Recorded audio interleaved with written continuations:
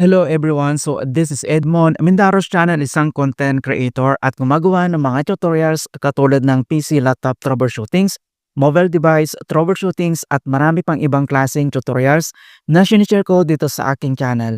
At kung bago ka lang sa aking YouTube channel, so please huwag mong kakalimutan mag-like, share at subscribe. I-click mo na rin yung bell notifications para ma-update ka sa aking mga bagong videos and tutorials.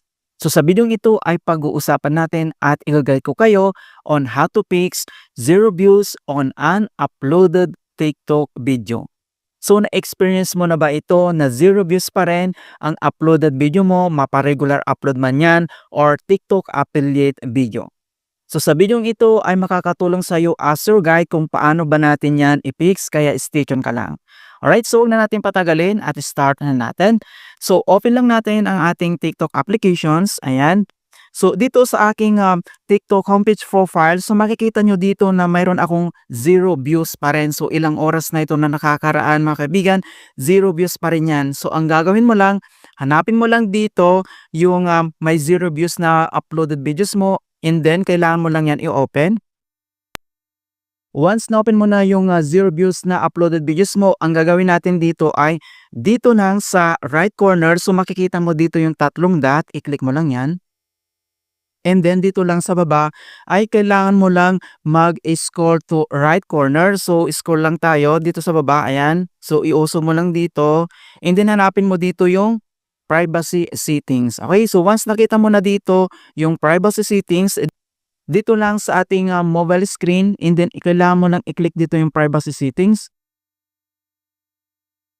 And once na-open mo na dito yung privacy settings, so mayroon ditong options na who can watch this video. So may tatlong option dito. So everyone, friends, and then only you. So ang kailangan mo lang gawin dito ay i-select mo lang dito yung only you.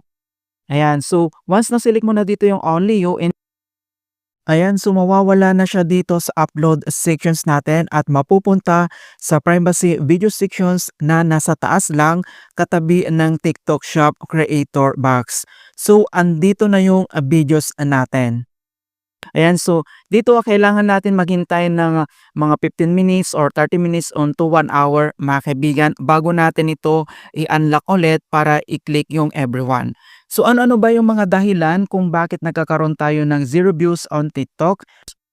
So unang-una ito yung show banning. So ibig sabihin niya, so violated TikTok community guidelines.